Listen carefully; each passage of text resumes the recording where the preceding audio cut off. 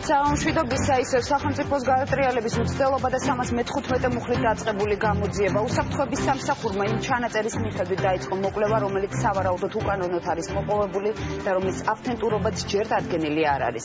მორიგი აუდიო მასალა დღეს დილით აიტვირთა. მთავარი მოქმედი გმირები კვლავ ყოფილი პრეზიდენტი და ნაციონალური მოძრაობის წევრები არიან. ამ ჩანაწერის შინაარსის განხილვას ჩვენ შეგნებულად არ ვაპირებთ, ისევე როგორც ყველა იმ ჩანაწერის, რომელიც დღემდე გავრცელდა ან შემდგომში გავრცელდება, რადგან ვიდრე მასალის მოპოვების კანონიერება და მისი ავთენტურობა არ იქნება დადასტურებული კომპეტენტური ორგანოების მიერ, ყველა ასეთი ჩანაწერი საფრთხის შემცველია საზოგადოებისთვის. ფაქტია, რომ არჩევნების წინ ფარული ჩანაწერები ისევ მთავარი კოზირი ხდება, თუმცა ვისთვის იქნება მომგებიანი ამ მასალების გავრცელება, ეს უკვე არჩევნების შემდეგ გამოჩნდება. დაუკავშირდით თქვენს ხელმძღვანელობას ზადვარ ყველა შეკითხვაზე გაცემა. YouTube-ზე ადვირთვისა და შემდეგ ქართული მედია საშუალებებით გავრცელებულ ფარულ ჩანაწერთან დაკავშირებით ნაციონალური მოძრაობის წევრები სუსის გამომძიებლების კითხვებზე პასუხების გაცემას მხოლოდ პარტიის ცენტრალურ ოფისში გეგმავენ. უწყება სუსის გამომძიებლებმა ნუგზარ ციკლაურს დღის მეორე ნახევარში მიუტანეს. ნუგზარ ციკლაური და აკაკი მინაშვილი სახელმწიფო უსაფრთხოების სამსახურში მისვლას არც უახლოეს დღეებში გეგმავენ და ამის მიზეზად წინასაარჩევნო კამპანიაში მიზანმიმართულ ხელის შეშლას ასახელებენ. მე უთხარი წარმომადგენელს სახელმწიფო უშუალოების სამსახურის რომ მზად ვარ თვით ისეთ სახელგატეხილ უწყებასაც კი როგორიც არის უშუალოების სამსახური ყველა უკლებლიურ კითხვაზე გავცე პასუხი და ვთხოვე მათ მობრძანებულიყვნენ აქ ამ შენობაში. სახელმწიფო უსაფრთხოების სამსახურში დღეს განაცხადეს, რომ ციკლაურთან და მინაშვილთან ერთად უწყება ყველა იმ პირის გამოკითხვას გეგმავს, ვინც გავრცელებულ ფარულ ჩანაწერში ფიგურირებს. სუსის ინფორმაციით უახლოეს პერიოდში უნდა მოხდეს ჩანაწერის ავთენტურობის დადგენა და ხმების იდენტიფიცირება. უწყებაში აცხადებენ, რომ სამართლებრივი დახმარების მიზნით შუამდგომლობა უცხო ქვეყნებშიც გაიზარდება. ჩანაწერის გავრცელების შემდეგ, რომელშიც სავარაუდოდ საქართველოს ყოფილ პრეზიდენტთან ერთად ნაციონალური მოძრაობის რამდენიმე წევრი ფიგურირებს, სუსმა გამოძიება 315 მუხლის პირველი ნაწილით დაიწყო, რაც სახელმწიფო ხელისუფლების დასამხობად ან ხელში ჩასაგდებად შეთქმულებას გულისხმობს. აღნიშნულ აუდიო ჩანაწერებზე დაინიშნება ექსპერტიზა და მოხდება ხმების იდენტიფიცირება. ჩატარდება ყველა საჭირო საგამოძიებო მოქმედება, დაიკითხება ყველა ის პირი, რომელიც აღნიშნულ ჩანაწერებში ფიგურირებს. ჯერჯერობით უცნობია, როდის დადგინდება არის თუ არა ავთენტური ქართული სააგენტოებით გავრცელებული ჩანაწერი. ნაციონალურ მოძრაობაში აცხადებენ, რომ ჩანაწერი დამონტაჟებული და ფაბრიკაციაა. ერთ-ერთი პირველი ჩანაწერის გავრცელებას საქართველოს ყოფილი პრეზიდენტი მიხეილ სააკაშვილი სოციალური ქსელით გამოეხმაურა. ასეთი უნიჭო მონტაჟებითა და ფაბრიკაციით სურს ივანიშვილს თავისი გარდაუვალი დამარცხების თავიდან აცილება, ჩვენი ხალხის გასულელება არ გამოუვა. წელს ამ შემადგენლობით, რა შემადგენლობაც თითქოს ამ საუბარში მონაწილეობს, არ ყოფილ ვართ ერთდროულად ეს შემადგენლობა გასული საქართველოდან, ასე რომ ეს საუბარი ვერ შედგებოდა ვერც ტელეფონით. 2 წლის წინ მთავრობა აცხადებდა, რომ გადატრიალება და საბურავების შეგროვებაა და რაღაცა და ეხლა მსგავს სისულელეებზე მე მართლა ვეუბნები ურჩევ ვინც ყავთ არ ვიცი რჩევლები გავიდნენ ხალხს დაელაპარაკონ და პრობლემებზე იზრუნონ ამ სისულელეებს დავიდან. მართველი გუნდის წევრების შეფასებები ჩანაწერთან დაკავშირებით დღეს თითქმის იდენტური იყო. კახა კალაძემ გამოძიების დაწყების შესახებ სუსის ოფიციალურ განცხადებამდე ისაუბრა. შესაბამისმა სამსახურებმა აუცილებლად უნდა დაიწყოს გამოძიება და მე როგორც ვიცი უკვე დაწყებულია გამოძიება. შესაბამისად კანონის ფარგლებში იმყოფება. ეს არის მათი საუხდენელი ოცნება, რომელსაც ბუნებრივია სამართალდამცავი ორგანოები კანონის ფარგლებში გასცემენ პასუხს. გავრცელებულ ფარულ ჩანაწერს გამოეხმაურან ოპოზიციური პარტიის ლიდერებიც. მათი ნაწილი ავთენტურობის უმოკლეს პერიოდში დადგენის აუცილებლობაზე საუბრობს. ნაწილი კი დარწმუნებულია, რომ არჩევნებამდე რამდენიმე დღით ადრე მორიგი ჩანაწერის გავრცელება მოსახლეობაში ემოციური ფონის გაზრდას ემსახურება. არჩევნებამდე დარჩა 10 დღე და როგორც ჩანს ჩვენ ამ 10 დღის განმავლობაში მოწმე გავხდებით ძალიან ბევრი ისეთი მოვლენის, ისეთი გადაცემის, განცხადების, არ ვიცი, მოქმედების, რომელიც მიმართულია მოსახლეობის ემოციური ფონის გაზრდაზე და ვიღაცას აქვს იმედი, რომ ამ ემოციური ფონით მიაღწევს წარმატებას. პირველ რიგში რისი თქმას მინდა არის ის, რომ უსაფრთხოების სამსახურებმა უნდა შეისწავლონ და დაადასტურონ ავთენტურობა ამ ჩანაწერის. იმიტომ ვიხდით ფულს უსაფრთხოების სამსახურებში, რომ მათი საქმე გააკეთონ და დაადასტურონ, ამდენად მართალია ან ავთენტური ეს ჩანაწერი. ამ მრჩევლებისთვის წინასაარჩევნოდ განწყობის შექმნის მიზნით ჩანაწერების გავრცელების საშიშროებაზე განცხადება დღეს საქართველოს პრეზიდენტის ადმინისტრაციაშიც გაკეთდა.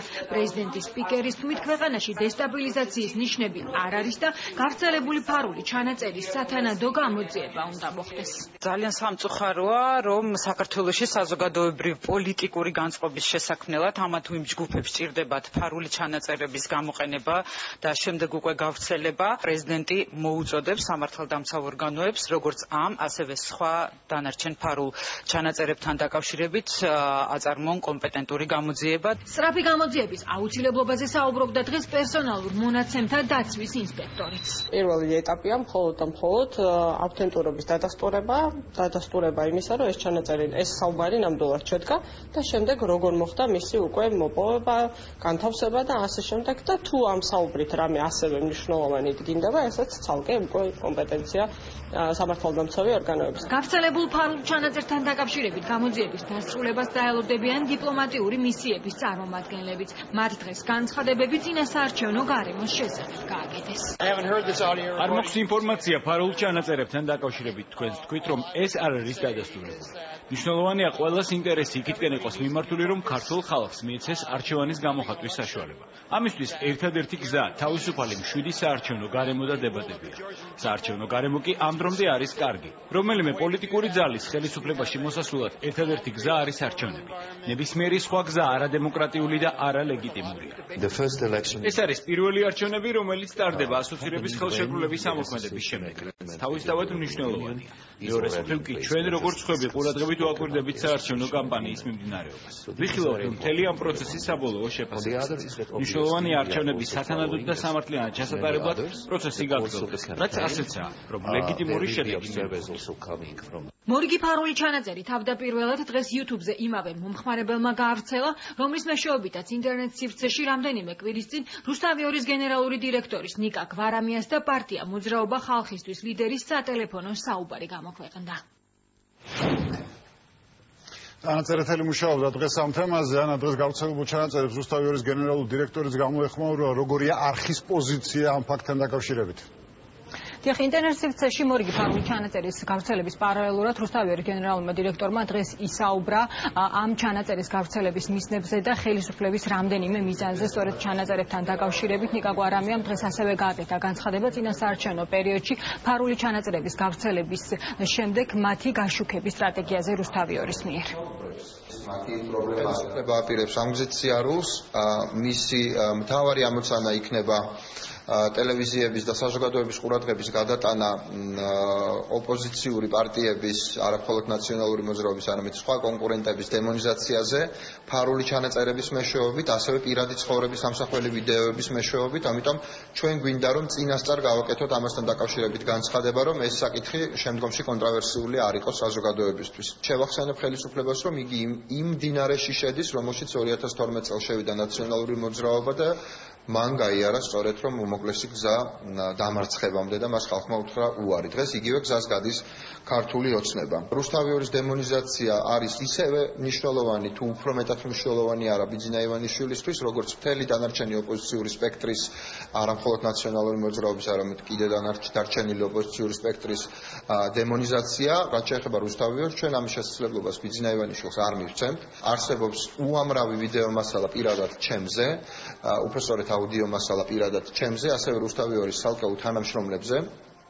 ეს აუდიო მასალა არის რამდენიმე დისკზე ჩაწერილი, შეკრებილი სუსის ხელმძღვანელობის მიერ და ატანილია ბიძინა ივანიშვილთან. იგი გადის პირადად ამ ვიდეო და აუდიო მასალას და იგი წვეთს რა გამოქვეყნდეს, როგორ დამონტაჟდეს და ასე შემდეგ. ტყუილად გონია ბიძინა ივანიშვილს, რომ მხოლოდ მან იცის ამის თაობაზე, როგორც მასთან მიდის ეს ინფორმაცია სოლოლაკში, ისევე ჩამოდის ჩემთან სანდროეულის ქუჩაზე, ასე რომ გარღვეულია და მოშლილი ეს სისტემა. თემა და ჩვენთვისაც ყველაფერი ცნობილია ბატონო ივანიშვილო, მათ შორის თქვენზეც. რაც შეეხება იმ საკითხს რუსთავი ორი დაემორჩილება თუ არა ზეწოლას ნებისმიერი ფარული თუ როგორიც არ უნდა იყოს ჩანაწერის გამოქვეყნების შემთხვევაში არ დაემორჩილება, ჩვენთვის ეს მეორე ხარისხოვანია, ეს უკვე ჩვენ დავამტკიცეთ არაერთ გზის, იმიტომ რომ გამოქვეყნდა ყველაფერი რაც შესაძლებელი იყო და შეუძლებელი, მათ შორის იყო გენერალური დირექტორის ანუ ჩემი პირადი აღიარება, რაც საქართველოში აქამდე არავის არ გაუკეთებია და არც მანამდე ქონდა გაკეთებული და ჯერჯერობით არ გაუკეთებიათ, მიუხედავად იმისა, რომ აშანტაჟებენ დღემდე ადამიანებს და შესაბამისად არაფერი ეს არ გაჭრის ჩვენზე. ოპოზიციურ პოლიტიკურ სპექტრს მიმართავ განსაკუთრებით, ხელს მიუწყობენ რუსთავი ორის დემონიზაციას, მე ვერავის ვერ ავკრძალავ თავის შიდა დისკურსში, ან თუნდაც ჩემთან საუბრებში ისაუბრონ რუსთავი ორზე და კონდეთ მას ნებისმიერი წარმოდგენა, მათ შორის როგორც საკუთარი ჯიბის ტელევიზიაზე, ან როგორც რაღაცის მომამწიფებელზე და ასე შემდეგ, მაგრამ ყველას გასაგონად მინდა ვთქვა, თავი შეიკავეთ თუნდაც თქვენ შიდა დისკურსებში რუსთავი ორის ხსენებისგან, იმიტომ რომ ჩვენ არაფერს არ ვაპირებთ ამ ქვეყანაში გარდა არჩევნების სამართლიანად გაშუქებისა, ჩვენ არაფრის მომწიფებას არ ვაპირებთ, ისევე როგორც არ ვაპირებდით ბარიკადების აღმართვას, ჩვენ ამას მოვისმენთ, მაგრამ ნებისმიერ შემთხვევაში მოვიქცევით ისე, როგორც ამას კანონმდებლობა მოითხოვს და როგორც ჩვენ თვლით ამას საჭიროდ.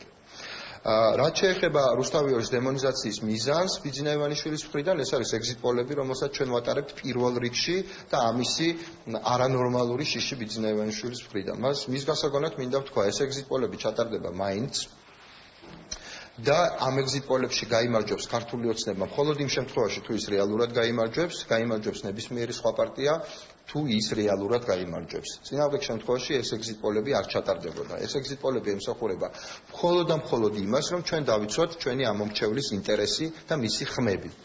ამის შემდგომ უკვე თუ ჩვენი ეგზიტ პოლი და CSKO განსხვავებულ მონაცემებს დადებს და აღმოჩნდება, რომ ხელისუფლებამ მოიპარა არჩევნები და მოპარა ხალხს ხმები, როგორი მოქმედებენ პოლიტიკური პარტიები, ეს არის მათი პირადი გემოვნების საკითხი.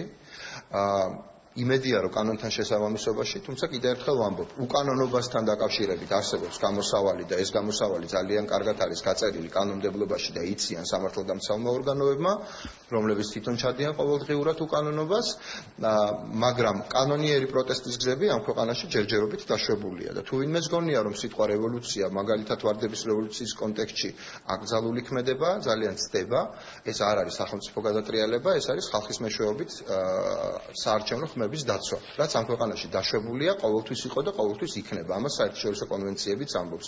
რაც შეეხება სახელმწიფო გადატრიალებას, თვითონ ეს სიტყვა შეთანხმება მზარავს, მე ვარ ზვიადისტების, ეგრეთ წოდებული ზვიადისტების ოჯახიდან, რომელიც უმძიმესად არის დაზარალებული ერთადერთი სახელმწიფო გადატრიალებით ამ ქვეყნის ისტორიაში, პირობას ვდებ, იქ სადაც მე ვიქნები, არ იქნება სახელმწიფო გადატრიალების ხელშეწყობა. არასდროს, არც ერთ ვითარებაში, არც ერთი მიზეზით. რუსთავი ორი კაფიოთ ემიჯნება სახელმწიფო გადატრიალებას და მოუწოდებს ყველა პოლიტიკურ აქტორს და სხვა ტიპის აქტორებს, საზოგადოებრივ აქტორებს გაემიჯნონ ხმამაღლა და ცალსახად სახელმწიფო გადატრიალების ხსენებასაც კი. საუბარი დაიწყო პოლიტიკური პარტიების აკრძალვაზე, ეს ჩვენთვის არ არის იმდენად მნიშვნელოვანი, რამდენად რუსთავი ორთან დაკავშირებული კონტექსტი, რომელსაც მათ შორის პროდასავლური ოპოზიციური ძალების წარმომადგენლები აკეთებენ, მათ შორის ბატონი ცაგარეიშვილი, მაგალითად ინგა გრიგოლიას ეთერში, მე მინდა ბატონ ცაგარეიშვილს აქედან მივმართო, ვიდრე ვინმეს მოხსნაზე და აკრძალვაზე ისაუბრებს, მე მინდა ციტირება მოვახდინო ირაკლი ალასანიას ფრაზის, რომელიც მე მითხრა, წელში გადავტეხავ ივანიშვილს, თუ ხმებს მომპარავს. რა არის ეს რევოლუციისკენ მოწოდება, ივანიშვილის კადაფიზაცია, მკვლელობის მცდელობა თუ რა? არაფერი ამგვარი, არც სახელმწიფო გადატრიალება, ეს არის პატრიოტი პოლიტიკოსის ნათქვამი, როგორ დაიცავს ის თავის ხმებს.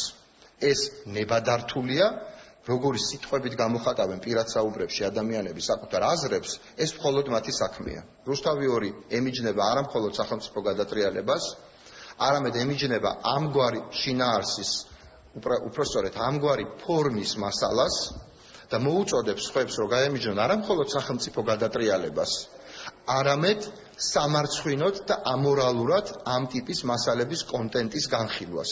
ეს არა მხოლოდ ტელევიზიებს ეხება, არამედ კერძო პირებსაც.